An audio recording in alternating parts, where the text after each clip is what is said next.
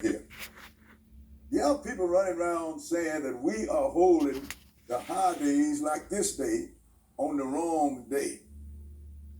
And they looking at calendars like Edom's calendar, the one that called himself Jew. I want to let you inform you of some real important information, sisters and brothers.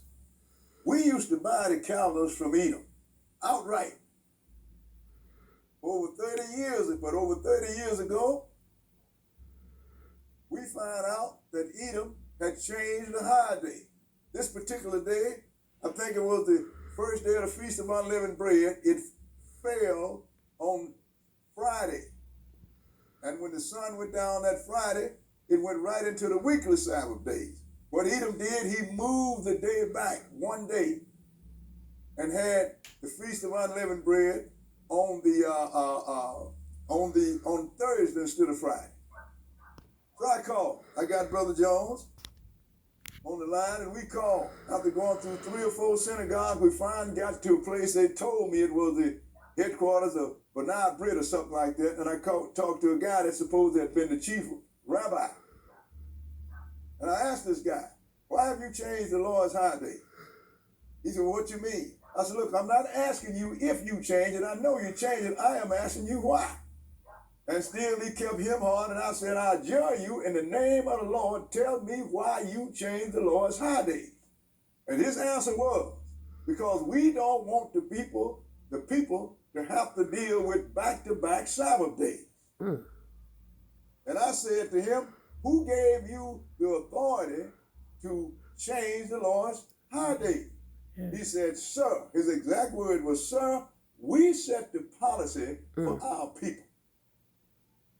So now every time the feast days or the high days fall next to the weekly Sabbath day, Esau will either stack it on top of it or either he will move it and put a day in between.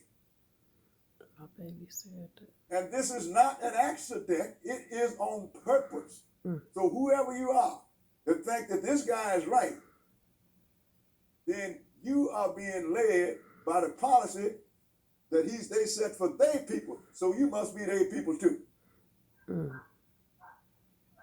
But being like on the day of trumpets, they stacked the trumpets on the Sabbath day. So the day of the blowing of the trumpets and the Sabbath day was the same.